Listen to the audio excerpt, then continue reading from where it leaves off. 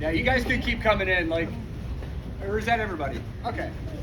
So, over here on stage left is kind of where the majority of our show-related stuff is. This entire world right here is our guitar tech, Jan. He is the only guitar tech on tour with us, meaning he has to tech two guitar players and a bass player every day. Actually, probably a little easier for him on this tour because when we're in Europe, the guys have 24 guitars out with us. Here, I think he's only got 12, so it makes it a little easier on his end. But the majority of this stuff that's here, we actually shipped over from Germany.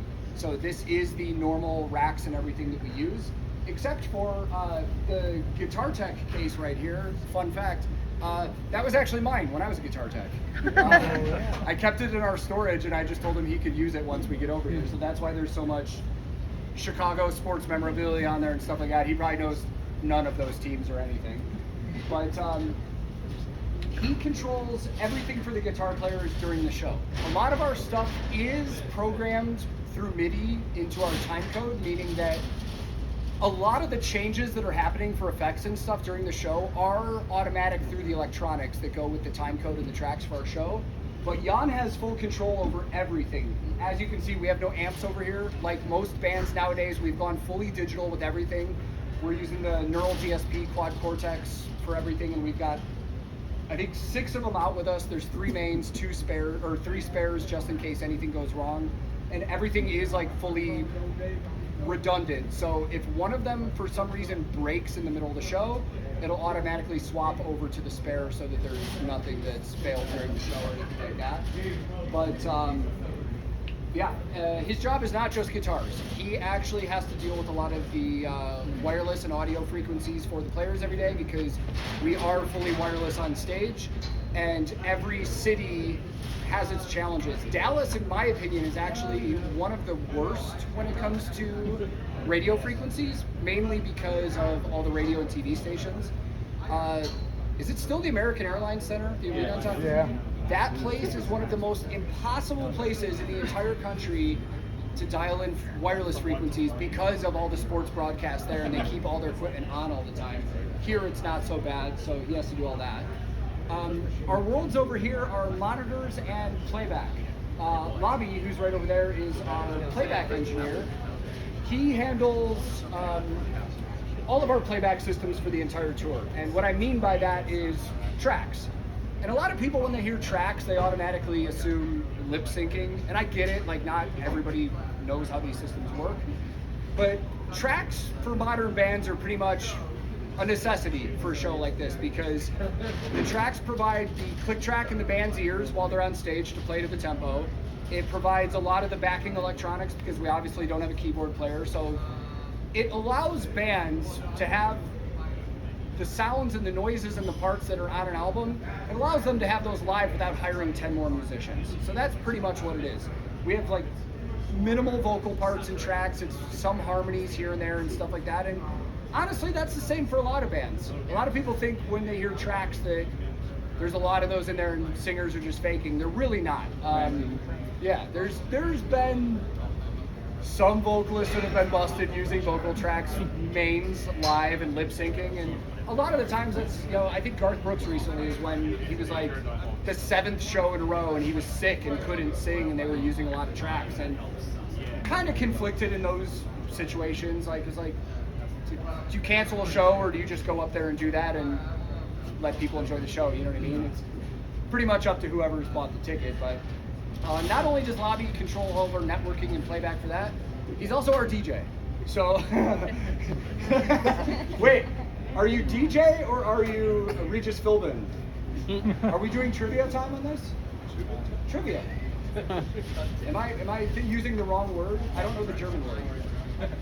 So on the last tour, instead of doing pre-show music in our in-ears, he was basically running a game show. Polo did the show master. Oh, that's right. He was just playing. Yeah, you were doing the music.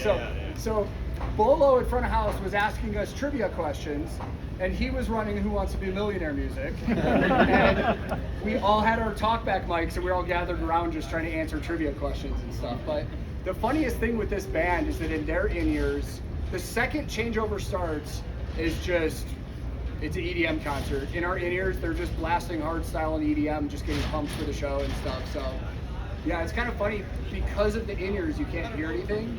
And you just see them walking around backstage, just like, yeah, it's pretty fun. Yeah, exactly. And then right next to him where he's at now is our monitor engineer's station, Yannick. So Yannick, as opposed to Bolo, who controls the sound for you guys, Yannick controls the sound for the band on stage. And he has full control over every single input. I can't remember how many inputs he said we had in Europe, but I think he said 110. yeah, it's something like that. Like I think in Europe it was like 130, but here it's 110. So he has control over all of those inputs.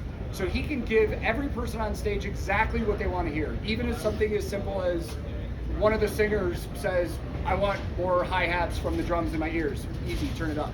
Every single band member on stage has a different mix. And it's funny if you hear them because by the standards of what sounds good, all of their mixes sound pretty bad compared to how you would listen to music, because all that's important for them is they hear what they need to hear to perform their show. So all of our crew has different mixes too with different things so we can hear what's going on.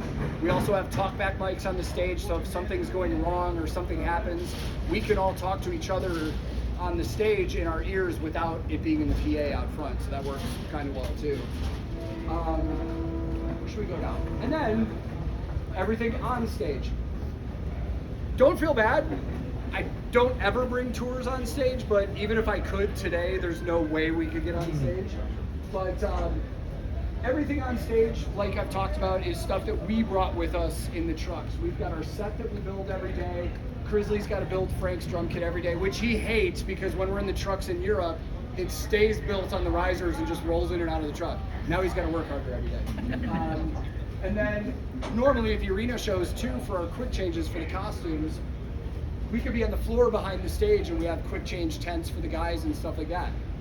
Today it's quite challenging. We have to adapt to these situations. So all of the quick changes that we do are literally in this narrow little passage right here. So 5 band members will come off stage, Frank won't. And then you've got, oh hi Bjorn, our stage manager Bjorn, who helps a few guys. I help a few of the guys. So there's pretty much 7 or 8 or 9 of us back here basically cramped trying to get around each other, getting the guys into costumes and stuff like that. So we do finally have a wardrobe manager on our tours with us now, so I don't have to worry about costumes anymore, which is kind of nice. But she has a big job with all that stuff too. When we advance with venues, we make sure that they have washers and dryers because she has to wash their clothes every day, sew anything on the road that rips, anything like that, and she's the one that maintains everything and gets everything ready for their quick changes. Before we get to I'll let you guys take pictures and stuff like that, is there anybody that has any questions about anything or anything you